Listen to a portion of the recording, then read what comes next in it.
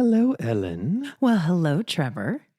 Back at the table. I say that a lot. I say that we're back at the table an enormous amount. Well, because we come to the table to record this podcast, which is called Yard to Table. Yes, that makes sense. That totally makes sense. And we are recording at a table in our storage barn, so that it feels appropriate, I guess. It feels appropriate. Back at the table. So where I started, back at the table, we have a lot of flowers popping in the garden right now. We do. It's really... Finally, you're feeling it. I am. It was a little too green out there. Yeah. And now we've got a whole lot of things popping. Zinnias are popping. Yes. There's zinnias. There is cosmos. There are... I got a lot of flowers. There's a list. There's a big list. Yes, there's a big list. And the zucchinis are coming in. I know. And where there's zucchinis... There are squash borers, vine borers. Got them already. I know. Already. I know. Honey nuts have got them. I got to get in there with the BT and squish it out. I know. I got a couple Japanese beetles today. Put them in the soapy water. It's gross. There's a lot. There's a lot out there trying to mess with our business. It's an endless battle. But the flowers are great. I literally have to get some zinnias and get those into a vase. Yeah.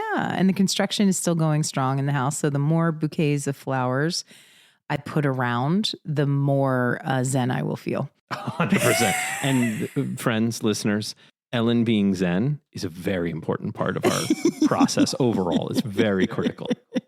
Isn't it nice to work with your spouse on fantastic. So many levels in your life? It. You know I love it. Yeah, it's super important. You know I love it. You know I love a guest. I love a guest too. And I love this guest a lot. How much? Well, not more than you. Okay, good. All right. Just double checking. Yeah, Please. It's always nice when a guest is a true friend, somebody that you can call and comes and helps on a place like Stonebrook, which is so big and so ridiculously massive. Not only help, but provide guidance. A lot of guidance. Everything from, hey, I need to take this tree down to what's wrong with those tomatoes. It's a very wide range. Or maybe someone in the household strands a lawnmower, riding mower in the Stonebrook. Yeah. Somebody who would take our mower and accidentally drive it off of a small ledge into a cliff. Yeah. You need a friend. Yes. Who has a tractor that will pull you out. Yeah. I myself have I don't know who did that. I will say I myself have not driven a riding mower into a stream, but some people may have. Are you trying to name names? In no way, shape, or form am I naming names. This friend is a true friend and a true, I think, epitome. Oh, yeah. Of Yard to Table. Oh, yeah. Do you have a little intro? I do. Our guest today is the literal living definition of Yard to Table. Agreed. Raised in generations of Connecticut farming, he's turned his little backyard plot into really a micro homestead masterpiece of production. He's got chickens.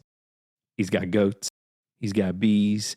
He's got a vegetable garden that really does rival any farmer's market stall. It's incredible. Now, when he's not refining his secret recipe for compost, now, spoiler alert, it does involve supermarket trash and a good amount of chicken droppings.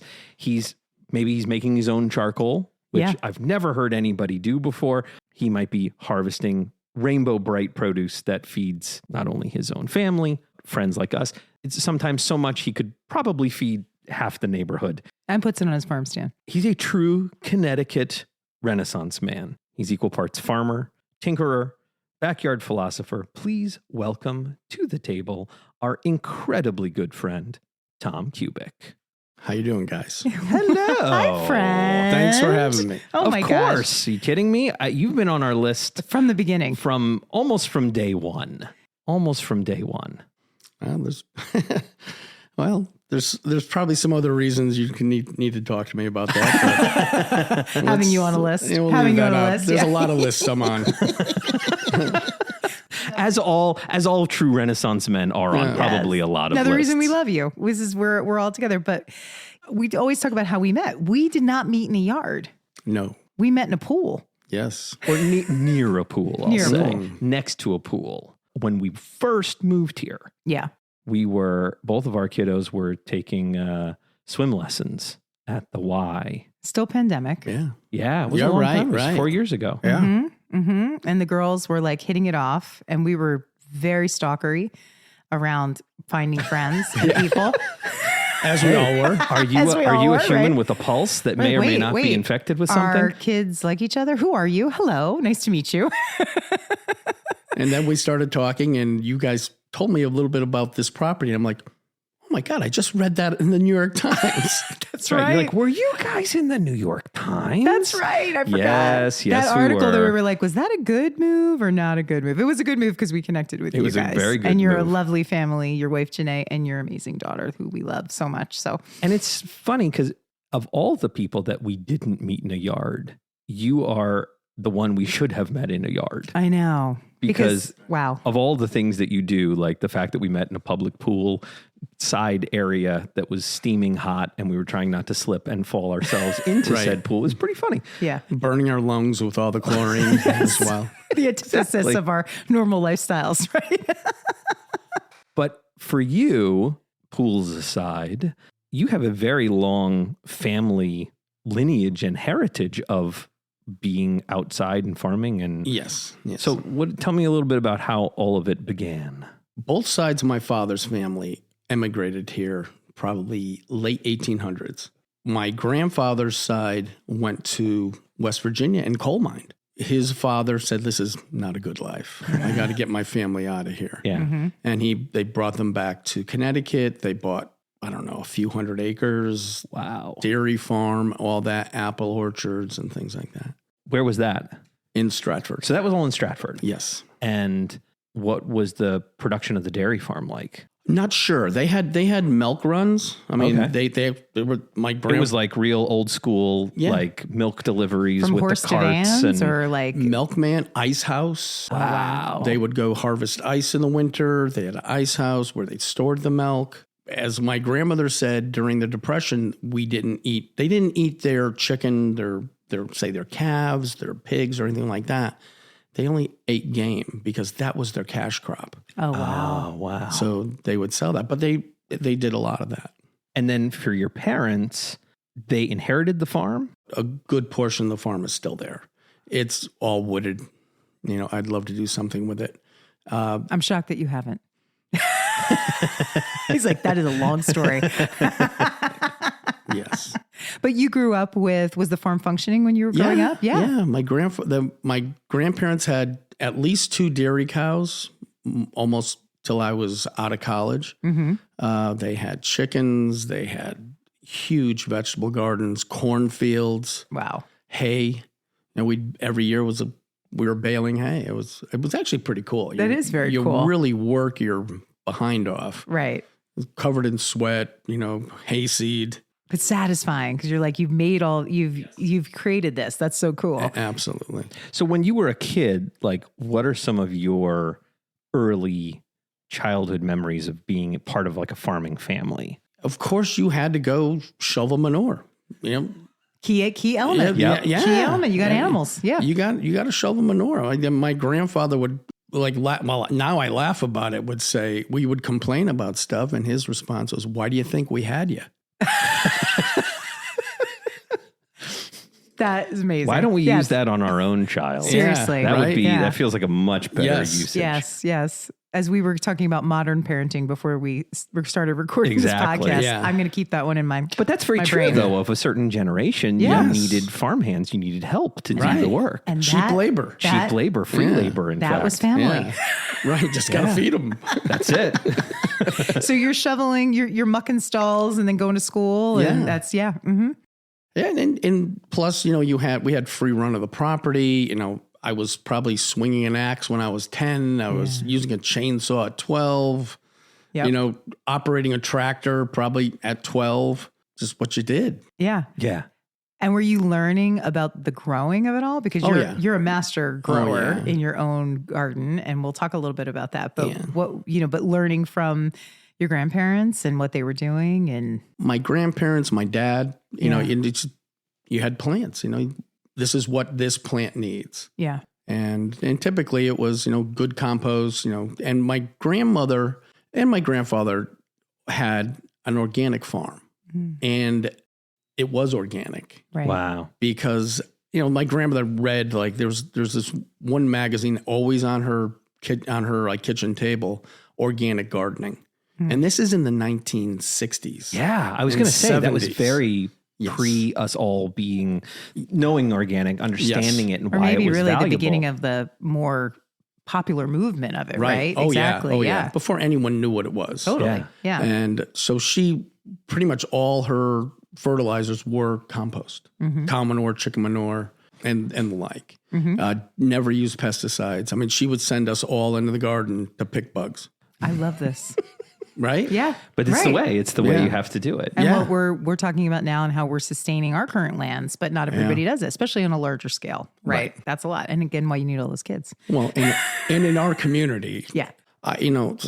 there are people in this town that we have wells. Right. They spray for Everything. herbicides, pesticides, God knows what else. Right. And of course, it's right in our water table. Yes. Yeah. It all comes leaking in. Yeah, We talk about that a lot. It's your decision that you're making in your yard is going to impact others and their Right. yards too. Right. Yeah. And we were just not off topic, but last night we were coming home did a little ice cream run. It was very hot yesterday and did a little late night ice cream run. And we came back in and it was just dusk. Our yard was a show of fireflies. An Oh, absolute good sign. gorgeousness. Yeah. And when we first moved here, Yeah. we didn't have them. We had Yeah. zero. We had zero. Oh, because he was like hitting the whole place. Yeah, with everything God had knows it. what. Yeah. Everything had it. Yeah. And so we all took a minute, the three of us, and we were just, oh my gosh, this is so magical. But if you don't leave leaf piles, if you use pesticides, Yeah. you're not going to get the fireflies, Yeah. and they're going to be gone. So it's so incredible that your grandmother was so ahead of Yeah. the curve in that, and then brought that forward in all of you guys. That's amazing. Yeah. All my brothers, we all have gardens. Yeah. And my The cousin, Kubic boys. my cousin, my dad's sister's son, he bales hay, and he's involved. He has all these tractors and stuff, and does like amazing stuff. Where he's up in Newtown. It's in your blood, right? Yeah. Once you get it, it's tough to get rid of. Which is actually very true, because as we've had a lot of guests on the podcast who did not start in working their yard, coming up with a plot, seeing what they could grow, almost everybody, once it's in you, it doesn't come out. No. It's really Yeah. stuck. And for you, it never was not there. I mean, it's part of your DNA at this point in time. It's part of your makeup. Well, there's a lot of things I want to do, but my wife is against. You mean on the farming scale or just generally? Well, generally, but definitely on the farming scale. And by the way, I agree with her on some of those topics, but I think that for you, having the space that you have, you've done so much with it. And there's so much that you make.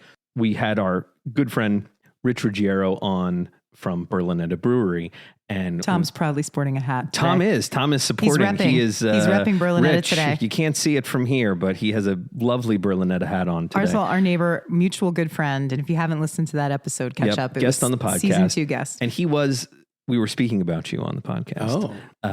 And we were saying how amazing your vegetables and how productive they are.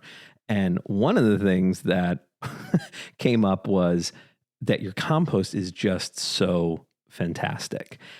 Before I launch into the full compost part, how much organic compost did you use growing up? Because I feel like that's a connection point that I didn't really know about before. Right. If you have a garden, you need it. Yeah. And with 2 dairy cows, and probably my grandparents probably had 50, 60 chickens, that's a lot of manure. Mm-hmm. And mixing that and just rolling it, and and then other sources of organic material to put in there. I mean, it's gold. I mean, you really can't do it without. You really can't do a good organic garden without that. You need the poop. You need the poop, right? You definitely need the poop. It's good stuff. So true. Yeah. You and Rich have a lovely little symbiotic relationship. There's a do. reciprocity going There on is there. 100%. And it's great for He Weston owns a neighbors. brewery. Who wouldn't like him? Come Agreed. on. And by the way, Come 100% true. Yeah. But you take his spent grains Yes. that he uses in the brewery and he dumps them off at your place Right. for compost, and you guys trade compost. You trade probably a little bit of beer every now and again, I would imagine. Oh, I think there's a some little of bit it of that happening. It's transacts. Yeah. But tell us a little bit, because I know you also get scraps from our town. Yeah. I tell us all that whole process and how you started pulling all that together. Because for everybody out there, that's soil health is so important, and you've really locked it in. I spoke to the people that own the market, Lily's Market. Yes. But, they were just throwing it in the dumpster. Yeah. And it's too much. They're running a business. They don't need to, have a big compost pile in the back. But I take it. The goats eat it. The chickens eat it. I'll drop off stuff to my brother's house. He has chickens. I have another friend that I'll drop things off to as well. Zero waste. I love it. Yeah, literally, it is and some of the compost I have right now is just like so black. That really rich. We black. were at your house not that long ago, and I took a little walk over to the compost pile, because that's apparently what I'm into these days. And I was like, wow, that looks awesome. There were loaves of bread in there. There was like nonsense. And I was like, break down. So how do you I know you just have a big pile. You don't have like a bins or I setup. I have a machine. So I have a small tractor with a bucket so I can roll it. And really what it needs is the air. That needs oxygen. So it can breathe and it breaks down quicker. When you say roll it, you mean just you're physically lifting it up, flipping it over, and just continuing that And how process often are of you aeration. doing that? Like, is that a like probably once a week. Got it. I'll hit it. It's not, it's good. Yeah. I probably do it more. Chances are I probably would do better.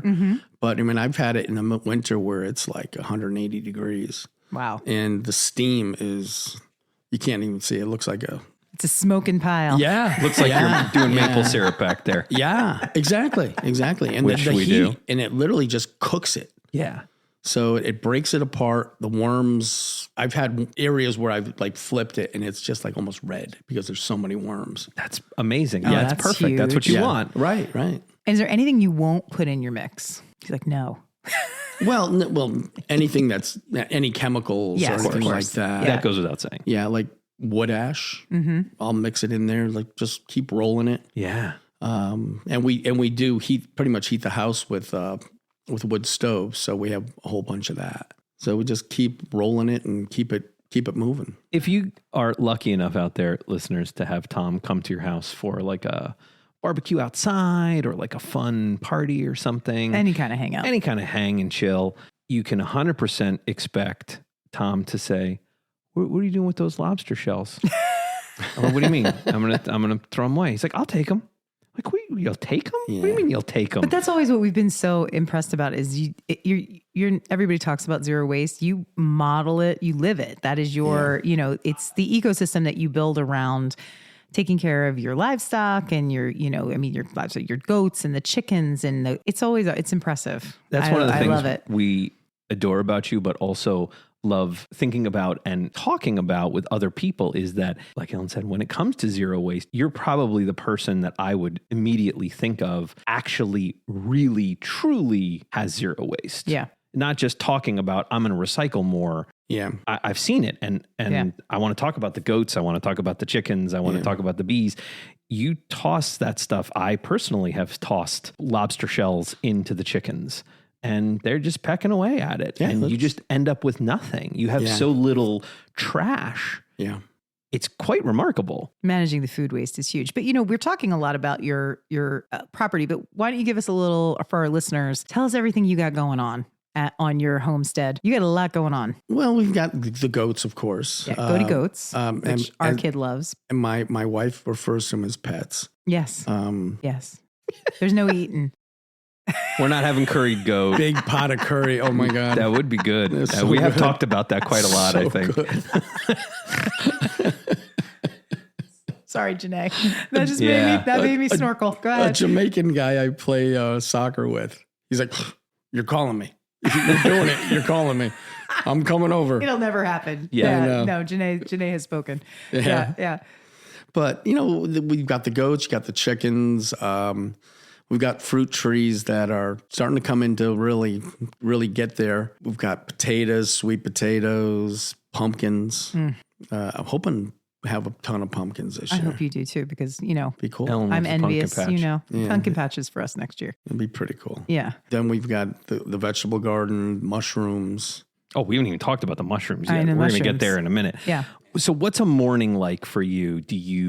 Who do you feed first? How does it work over there at the Kubic land? I'll usually go and right now we had a broody hen and she sat on some eggs and we have 9 new baby chicks. Oh, we need to come over. They're kind of like teenagers now. Oh, okay. Yeah. Yeah, so I have to move them into a bigger pen. But when we had, a broody hen that during the party, Yeah. Yeah. they When we were were at your house there before, Yeah. yeah. So we have those. Really, they're the ones I'm the most concerned about. The goats, they handle themselves. I mean, I literally do not buy any feed for the goats. Really? They're out in the yard or the scraps. That's what they eat. For people who don't know, tell them what goats can do for your property. Oh, they can clear, but they can also every plant the plants you really like and you don't want them to touch. The ones that Those are the plants they really want to touch. How do you keep them out of the garden? It's fenced. Yeah. Yeah. And they know. Yeah. Well, they're very smart animals. Yeah. And they know if there's something that they shouldn't be doing. Because if I show up and they know it's something they're not supposed to be doing, you could see that. Oh snap! I gotta get out of here. It's like our children. Yes. It's essentially the Right. same look. Right. We all can- Exactly. we I'm not all- supposed to be standing on the dining room table. Ooh. Yeah. Yeah. We all know the Yeah. look, animal Yeah. or child. Yes. But they're also great. Like, those, we keep joking about this, but we have that huge poison ivy patch up at the front of the property. And I'm always like, bring those goats over. I want them to mow it down. They would, but right now they're not eating. They only eat what they want to eat Right. now because they're spoiled and. They're getting And- lobster and shit, And yeah. Janae's friend who was in the Caribbean a few Mm-hmm. months ago sees the goats. Oh my God, those are the fattest goats I've ever seen. She's like where she was, she's like, oh my God, they were so skinny. We have fat goats. Yeah. Well, They're you have happy They're goats. happy pets. They're Yes. very Yes. happy goats. Happy pets. Now, the goat manure also ends up in the Yes. compost as well. Yes. Of course. Mm-hmm. That's great. That's a good system. I know it. And for the chickens, we have had your eggs. So good. Your eggs are probably some of the most flavorful, delicious, beautiful eggs that we get Dark yolks. anywhere. Yeah. Beautiful. And I very much attest that to quite a wide variety of Yeah. what those chickens eat because of what you bring to them. And they're free range. Right. Well, they're not out every day. I don't want to set like a time that I let them out because I swear to God, some of these fox, they must have wristwatches or they have calendars. Like, oh, it's Tuesday. They let them out today. So, I mean, Well, they're stalking, right? Yes. Yes, of Smart- course. smart Yeah. like they are fox. smart. They Yeah. are smart. How many have you lost to predation? I'd say at least 8 or 9. Wow. Yeah. But you also have a lot. Yeah. How many? What's the How current many? Yeah, I count? was going to say, what are you up Minus to now? the 9 new ones. Minus the teenagers. 18 hens. Okay. Yeah. Janae doesn't want the roosters. Well, Well, they I did know. make delicious soup. I was I'll going to tell say, you every that time much. you guys They end up were with a excellent. rooster, we get some yummy soup. It was, so. I'll take it. I have no problems with roosters for a period of time. I don't want that Yeah. for my dear friend with the morning wake ups, but I'll take the soup. They are delicious. yeah. So really, you don't. So from the chicken side, because listeners out there know I have a want, a desire for some chickens of our own. It always goes in this direction. Does it? Yeah. It's Yeah. so weird Yeah. because I think it always goes in the right direction when I'm talking about Do the you? chickens. Yeah, Well, I do. Yeah, that makes sense. So, how did you start with chickens? Just It just, we had that barn. And it was like the woman, you had a small barn on your Yeah. property that Yeah. was like It a was- 2-stall. it was already set up. Right. And it was like, may as well get chickens. I What love the it. heck? And you added the run in the back and everything, right? Or like No, the that fence was in your- all, a lot of that was that I repaired it. Yeah, I bet. Yeah. But Yeah. that a lot of that was there. Oh, okay. So it was like pretty simple. We just put some chickens in there and we started getting eggs. Yeah. Which And is you nice. you obviously, because of having chickens for your whole life, almost, your childhood and everything, It wasn't a big deal. It wasn't a big. It was just sort of totally normal for you to add all these in. I didn't have to hire a chicken whisperer to come show me how to do it. To watch a lot of YouTube videos. I have a friend whose wife hired a chicken whisperer. Stop it and tell me everything about a chicken whisperer. Tell me what does a chicken whisperer do? What the heck is a chicken whisperer? I don't know. Somebody who knows about chickens. He referred to it as a chicken whisperer. So I don't know. I hope that's on a business card. But that was part of the deal. Like, I guess he bought the chicken coop in Little Run. And this woman came out because she had all set up, and she would sit there and show her how to feed the chickens and all this. It's like a chicken coach. Chicken exactly. Chicken coaching. And he told me the price, and I was like, what? How much? You're like, I'm adding a new business line. Tom Kubic. They had Chicken 4 whisperer. chickens. He says each egg must cost me. Yeah. Well, that's part. Listen. I think we all look. If we were to count the price of a vegetable in this garden, it would be sad. Yeah, it would be sad. Yeah. And most people, I think that's true for most people.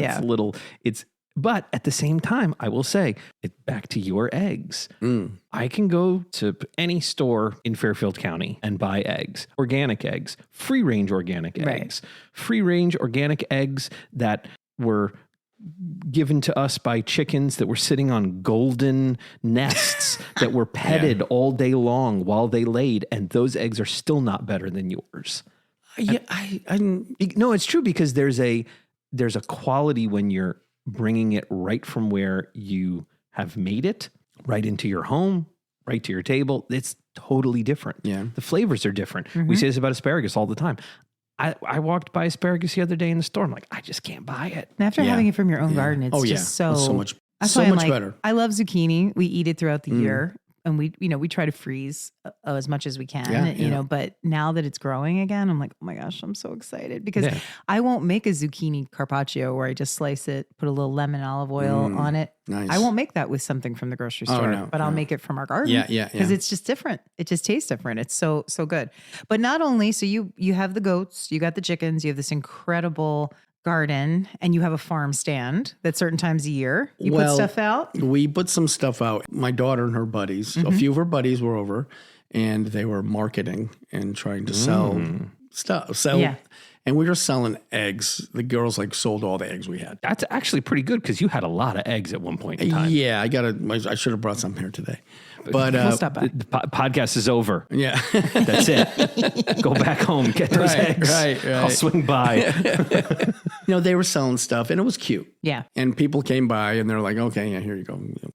Because it was cute. The girls supporting the kids. They have all signs and stuff. Yeah. Until we went to divvy up the funds, and they were like, well, what's my cut? And they were like, whoa. And they're like, we did all the work. I'm like, oh, okay. Oh, you mean you don't get any for that? They exactly. Yeah, that sounds about right. That sounds about right. That sounds great. You also have bees. So have you always raised bees? I've been trying to do bees for quite a while. I had 2 hives this year. They've already died. Oh. I've talked to two people that I know that are very well informed about bees.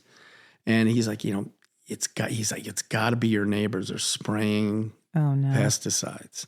He says, I can't imagine. I can't imagine that your 2 hives would just die. And they did. We've had on the podcast Marina Marchese, who is the founder and operator of Red Bee Honey. So she's here in Weston.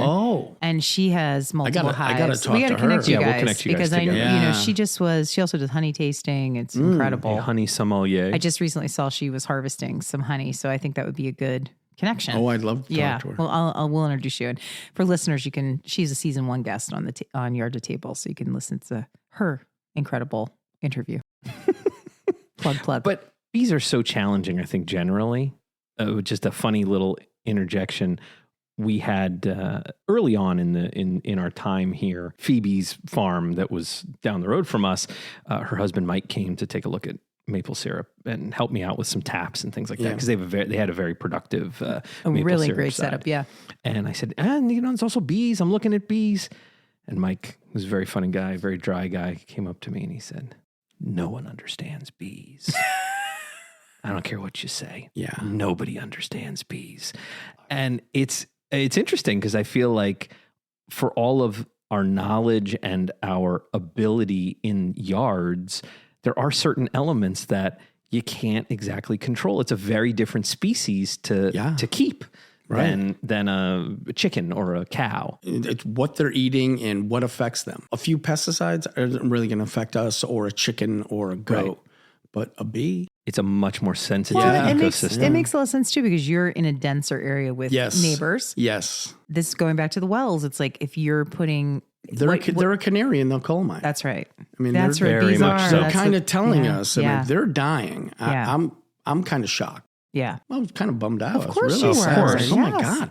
God, what happened here? Right. Well, and also for you specifically, because you do so much so well, I'm sure that like to have a colony collapse like that, it just is It's like devastating. Of course. just driving you crazy. Yeah. Where a few weeks before, I was like, whoa, These guys are- this is cranking. Wow. Did your family have bees? My brother has bees. My grandparents used to have a beekeeper come to their property, Okay. and he would drop off like 4 or 5 hives, and they were all over the property. Oh, that's pollinating. great. Yeah.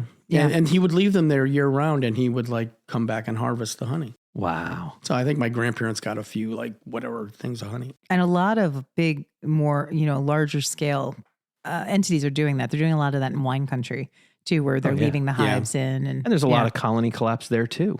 Yeah, it's pretty scary. I think it's scary. I agree. We talk a lot about that on the podcast, about just how the disappearance, we talk about the fireflies. The decisions we're making have an impact on us, not just in the now, but in the future. And we can't exist without pollinators. We can't exist without insects. Right. That's incredibly important to all of us, whether you're, growing in your yard or buying from your farmer's market. Totally.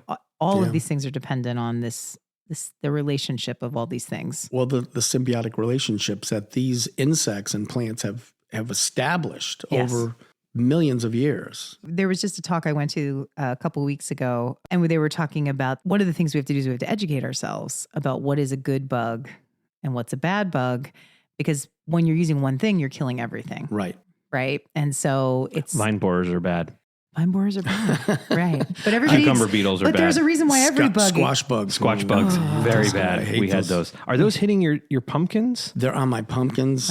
They hit us hard on pumpkins as Yeah. well. and that's why I think they're at the squash right now, Yeah. because that was they're- where they started, and they jumped started over to the squash and they zucchini. So jumped we over got to to get the into it. zucchinis. Ooh. I don't hate many things, but I hate squash bugs. Yeah. Well, and they're gross too. I mean, they're gross on 1,000 levels. They look like stink bugs, and they kind of And yeah. Oh, and you squish them. We talked about this recently, that you squish them and your fingers just get squish all 'em. yellow. And Yeah, they're yeah. so- and they're so stinky. and they it's stink. gross. Yeah. But when you're planting your epic garden, are there things that you plant every year that are non-negotiable? You have your amazing compost? Are there other things you do to prepare your soil when you're getting ready to get everything growing? Well, I try to like till the soil. Just till it, get all the. I usually have like a fire in the middle of the garden, all the weeds and everything. Try to burn that. That'll knock down some of the weed seeds and some of the insect eggs that are there. And other than that, no. Well, I try to put like a whole layer of I love that compost he over starts top. with a fire. I want to get to that Because because Trevor, I just saw his We whole have face. burn permits in this town. no, 100% for sure. Yeah. It's such a thing because we've had a lot of people on and nobody says at the beginning of the season, I take all the stuff that's bad and I literally throw it into the fire. Nobody says that. Because there's a lot of people you're not doing raised beds, right? No. No, So you're just that's right a into different, you're not the- going to set your raised beds on fire, but if you have a plot of land, that makes it, Yeah, and I love that. And speaking of fire, you make your own charcoal, by the way. I have. That's bananas. Well, See, you this guy can do everything. I know. You have a big bonfire, and what I did was just take it and put it through like a fine like piece of fencing or wire, Yeah. and all of a sudden, boom, you got a big pile of charcoal. Which we've used Yes, at your house yes. and it has created essentially like we put it in that little Weber Yeah. and it was too hot almost. Like we, Yeah. Oh, we yeah. were, Oh, yeah. we were wet. This charcoal, friends, was so perfect that you could have put like steel into this thing and you could have made like a sword or a something. It was so hot. We really had to back off on cooking. It was burning in like a second. Right. So we're talking about planting, right? Yes. So what are your non-negotiables? What are you planting every year? Oh, and peppers, tomatoes, of course. String beans. Yep.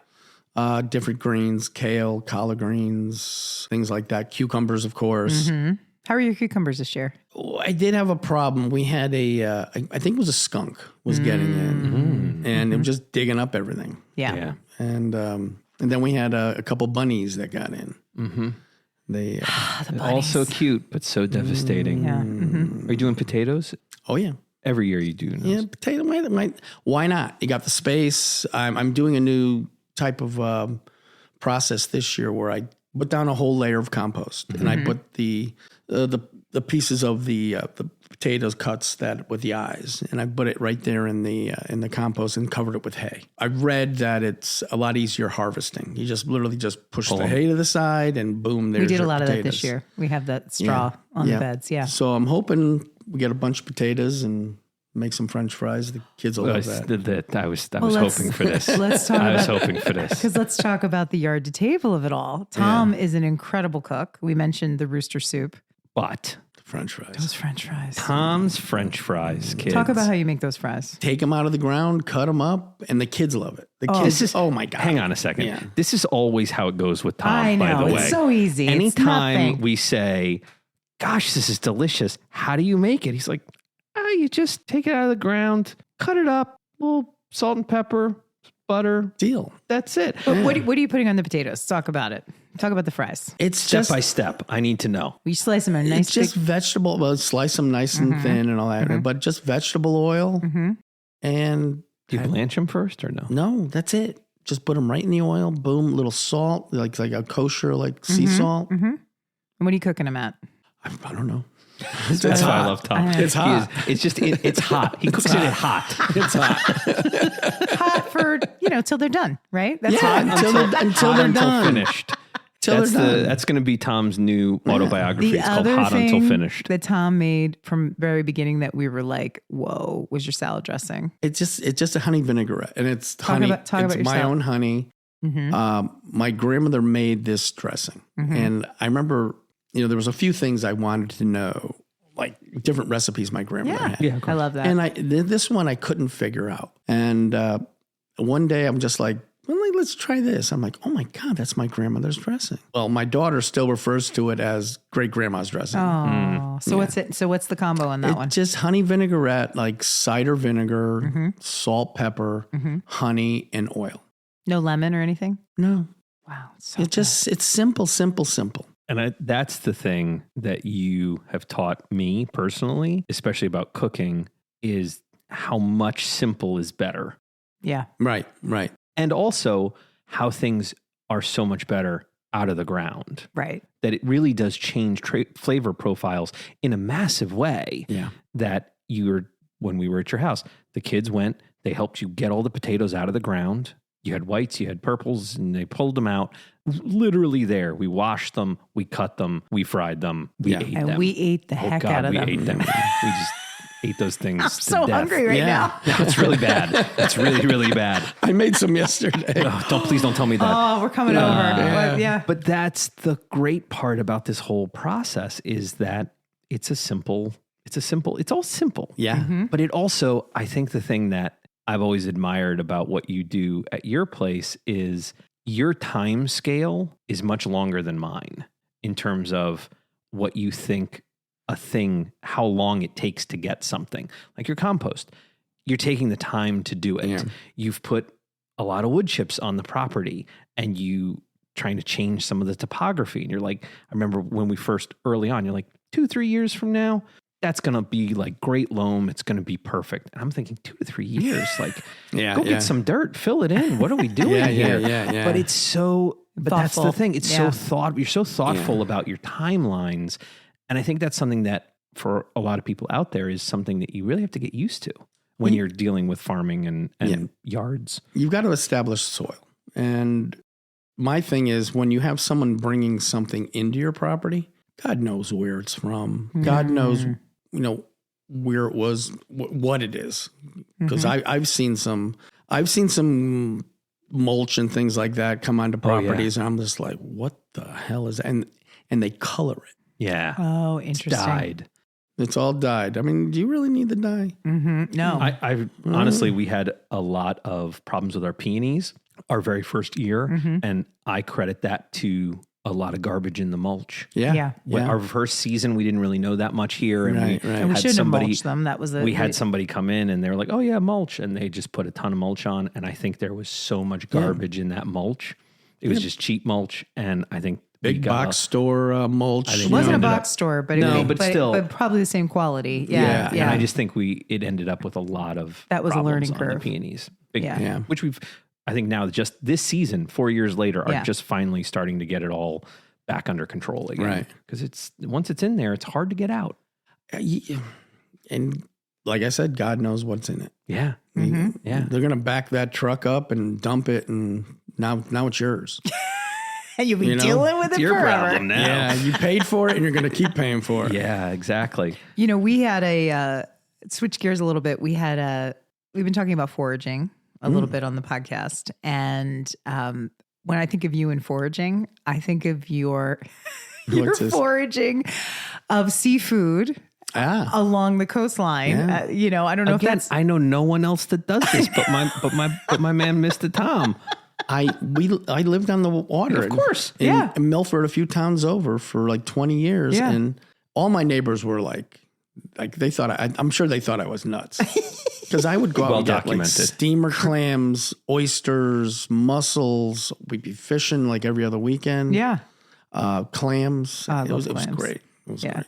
But where are you finding these? I mean, I'd like to go and do that too, but I don't. Where is the? I mean, I haven't been clamming since I was a kid. There are designated places to go, right? There are designated places, and there's places I used to go when I was a kid, and you'd be on your knees, Yeah. like feeling around with your hands, Yeah. and it was Using just, your toe. Like yeah, right, and it's just like gravel, Yeah. and it's like, oh, it's a clam, Yeah. and it was crazy how easy it was.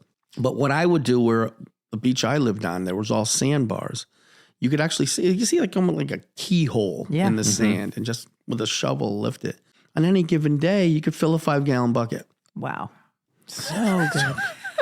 make a big pot of chowder. I want some clams. I Well, want this some guy, fries. Tom is the guy that I very, very, very distinct memory of Tom saying, "Hey, what are you guys doing later?"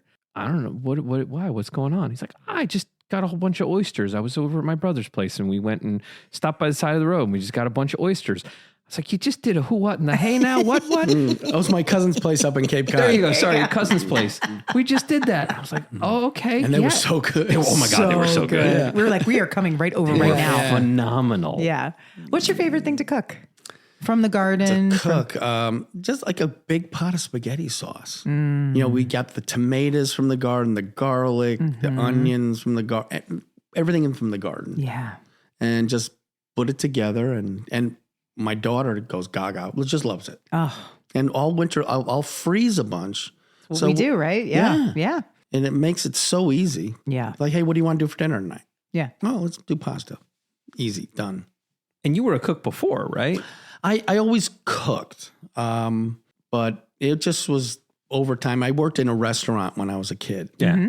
And I think every kid should work in a restaurant, I did. You didn't, though. right?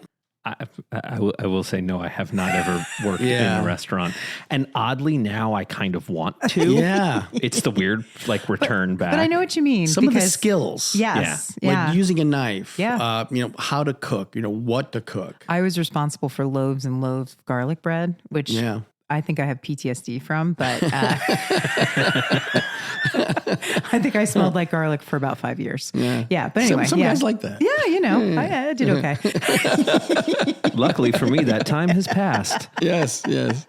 But I agree. There are things and just how a kitchen works and And how hard it is. Yes. Yes. yeah, it's very hard. All of this is really hard. I mean, the guys I worked with were like real rough around the edges, really tough guys. Yeah. Yeah. And I would say 90% of the time I was there, I was laughing. Yeah. Because it was fun. Yes. There is an atmosphere. And if you have a good kitchen, Yeah. there's a camaraderie that comes Yes. into it. And there's Yes. yes, exactly. I know exactly what you mean. But I think they would have put their boot to your behind real quick if you did something stupid. yeah, there's no messing around. Oh, but, no. but you're going to laugh and you're going to No. work hard. Yeah, Yeah, 1,000%. Yeah. I think that's one of the things that's a little bit hard sometimes about like having your own little homestead or a home little mini farm. You don't usually have a lot of people around. It is kind of solitary. yeah. And there's a lot to keep in your head because you've got all these different things that are going on. Yeah. And you, especially, Mr. Kubic, have usually about 1,700 projects cooking at the same time. You and Trevor are not too dissimilar that in that, we're by not the too way. far away. Yeah, you guys are two peas in a pod. Thank you very much. I've heard. Yeah. You know him. He's your friend. But how do you keep it all straight? Like, how do you... I literally walk around the yard. Yeah. Just walk and see what needs to be addressed, see what's coming in, see what's not coming in. Mm-hmm. And just think of like other things I can actually squeeze in here, squeeze in there. That I know. Yeah. Now, you talked about when that's coming in. Do you have do you have a real memorable failure in your yard of something that you tried to do project wise or growing wise and that you learned? Honeybees this year. I haven't learned anything. Yeah. I told you, Mike I said. haven't learned anything. I was just like, oh my God, these things were so good. It's sad. I know. I go to my brother's house and his bees are jamming. I'm like, oh. And that must really double gall you because it's your brother. Yeah, he'll hook me up with honey. It's in the family. Yeah. And how big is your brother's spot? My brother has like 3 or 4 acres. I think it's like 3 acres. All right, not that much more than you.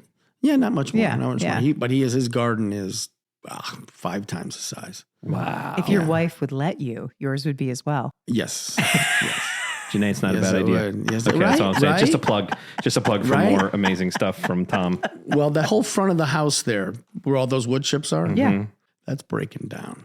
Oh, That's boy. breaking down. That's been there for 4 or 5 years now. So Yeah. we've got some nice, some black loam there. Oh, That's I where the sense- pumpkins are.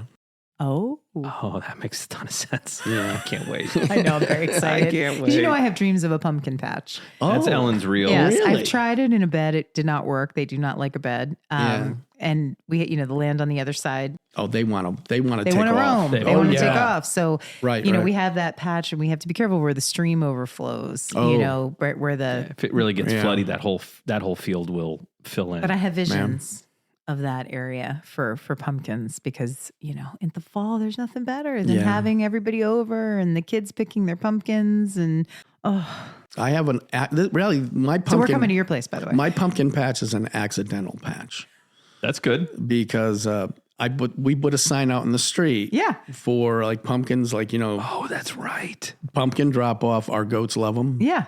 And people drop their pumpkins there. Right. So all Which the again, I pumpkins- want to say is another part of Tom's zero waste cycle. Yeah, he's taking people's old jack-o'-lanterns. Because you're It's taking amazing. pumpkins, you're taking Christmas trees, right? Yeah. yeah. You're like, I'm going to use all this stuff. Go and the ahead. goats eat them. Yeah. The goats eat them, and what they don't eat, we compost. Right. Yeah. So I composted all of it right in the front area there, and they came up like Seeds crazy. and all. They You came had some up. beautiful pumpkins last year. I came and got some. Yeah, Yeah, they were beautiful. Well, hopefully, I Yeah. have some like real Winners. winners this year. I hope the plants look healthy. They look really healthy. Stalks are thick. We got to look out for these insects. I know. I hate them. I'm out there every night with a flashlight. I bet killing you are. them. We I have a bet you are. caterpillar that is one of those caterpillars in the tomatoes that Yeah, then turns oh, into yeah. the zombie caterpillar. So I'm The hornworm. Yeah, it's Hornworm. the hornworm. Oh Thank you. yeah. I'm trying to figure out where the sucker is before it gets Too bad. too bad. Yeah. But anyway, So, as we're sort of wrapping up, what advice do you have if somebody said, "I want to be like Tom," which, by the Oh, way, God. Good there's a luck. lot. There's God a lot bless 'em. there. Okay, God there's bless a lot. God bless There's a 'em. lot there. But if I wanted to have a place where I could have a little livestock zoning approval dependent, according to your local Yes. legislation, legal disclaimer, Yes. don't put goats in when you're not allowed to. But if I wanted to do that, what's something that somebody could take on this weekend to sort of start the process of starting to think about where to start something like what you have? Well, with where you're going to plant anything like a garden, you want to make sure you have ample sun. If you don't have sun, don't even waste your time. Yeah. And if you have a bunch of trees, a big tree canopy over your yard, ain't going to work. I mean, you need good sun. You need probably at least 8 hours sun. Mm-hmm. So if you don't have that, you're wasting your time. Mm-hmm. If your soil is bad, you can always build up your soil. Start composting. All the food scraps that you're throwing out there, you can get these little composters or whatever. Mm-hmm. It's a great place to start. And plus, that's less stuff that's going into our landfills. Right. And it's kind of silly. Yeah. It really is silly. And we can make these micro changes in what we're doing every day, and they're just huge benefits. Absolutely. If you can take it, you can establish the soil, and so you almost can build up a backlog, if you will. Start the process of compost because you're going to need that immediately before you even start. Right. Exactly. And I there's some products that you can go purchase, and you can put all these bags of soil down, and is that the best way to do it? You don't really know where it's coming from. Yeah. God knows what it is. But, if you're composting it yourself, and one thing I always tell people that if you buy a piece of property and there's like a big pile in the back of the yard that they put all the leaves, dig in that area, check it out. It's probably nice loam. It's all broken down. There's probably full of worms. If there's worms there and they're healthy, the soil's healthy. And put that in your garden and work off of that. I love that idea. I love that. Because those back areas are ones where you find all sorts of cool little things. And I have to ask this because I always know you have a project. You got any next big experiment or project you're looking to tackle in your little slice of heaven over there? I don't know. I don't know if I should tell you. Because you're going to tell Janae, my wife. do not by the way, listen to we're this. not going to tell your wife. The internet will tell your wife. Oh, no. Anything you're thinking about, I'm thinking about turkeys. Really? Stop. Yeah, why not? Hey, we have a lot. We have a lot of wild turkeys, but you're talking domesticated turkeys. Domestic. Why turkeys? I'd like to produce meat.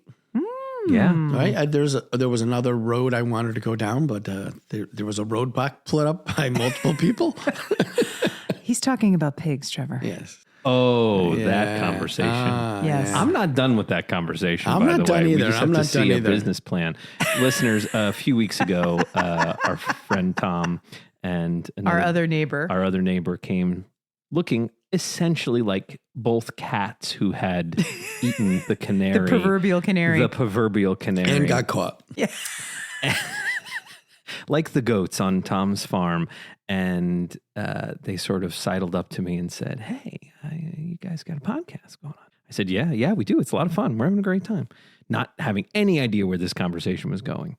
And they both sort of looked at me and said, one word, pigs. I said, oh, okay. Well, this will be an interesting conversation. They're delicious. They are delicious, by the way. I love pigs in general. There's one of my favorite animals. So we're still going to have that conversation. We're not done yet, but Tom's eyeing that 2.5 acres. oh, he 100% is. We're going to take a walk We around got right next after door. this podcast. I've been talking to my brother. We got like 30, 40 acres over in Stratford. I'm like, let's go. But I want to be near. Yeah, That's the problem. Yeah, that's the It's a problem. I hike. want to be near. Mm-hmm. All right. So turkeys now, pigs later. Stonebrook pigs later.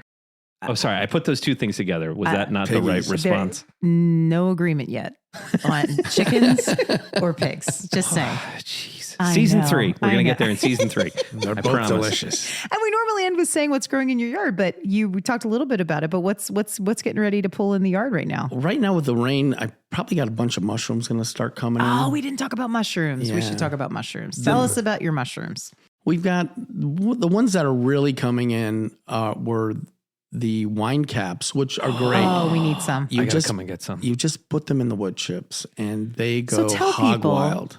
Tell people, because you grow your own mushrooms. So this is not foraging. So tell us about how you do that. Well, I started out with shiitakes, and shiitakes are very labor intensive to get them, inoculate the logs. I mean, logs can be heavy, so it's a lot of work. But once you get them, the logs inoculated. And what does that mean when you get the nut? Well, you're drilling a whole bunch of holes in the log and just backfilling it with a mushroom spawn, which is sawdust that's colonized by the mycelium of that particular mushroom. So you put that into the logs, seal it up, and within like 6 months, you're getting some mushrooms, chances are, if you do it right. And then we also have wine cap, which you put with the wood chips. We're trying to do morels. Oh, that would be amazing. Those are delicious. Those are delicious. Good. That's like the gold of foragers. Yeah, we just had Amy Yes. Demers on. And they're very impossible to find. They're very hard Yeah. locally. I've only found them a few times, and both times I was like on job sites and I'm walking around, I'm like, oh my goodness. What the? Holy wow. And you look at them like, oh my God, those are morels.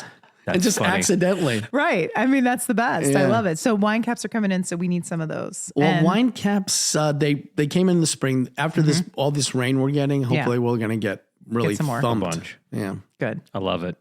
This is awesome. We've taken up so much of your time. We know you have 1,000 projects to do.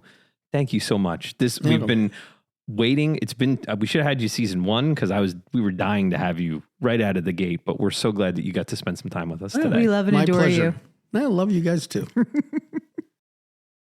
Ooh, that Tommy Kubic. I just love him so much. He is the best. He's the best. And I mean, this is the reason we started this podcast. It's totally true. Our neighbors that we have become dear friends with that are doing amazing things in their yards. He's a Yardaissance man. Oh, that was a good one. I like that. Yardaissance. Yardaissance. We're having He is, though. It's true. He's inspiring a Yardaissance. Makes his own charcoal. I know. I talked to Rich about that. I mean, he makes his own charcoal. I know. He's incredible. Who makes their own charcoal? He's the best. Tom Kubic. Tom Kubic. And how lucky are we to have a friend So lucky. like Tom? Because he cares so much. I think that's the thing. And I hope everybody was able to actually feel that like we did. Because he's cares 100% the real deal. so much He cares about so much. his family, the people that he knows, the food that he creates, the soil that he makes. It's the real. He's the real. It's love It is love. and joy. Thanks for being with us and having a seat at our table. Yard to Table is a production of Macrocosm Entertainment. Don't forget to rate us and subscribe anywhere you listen to podcasts. And for tips and more information, follow us on Instagram at Stonebrook House.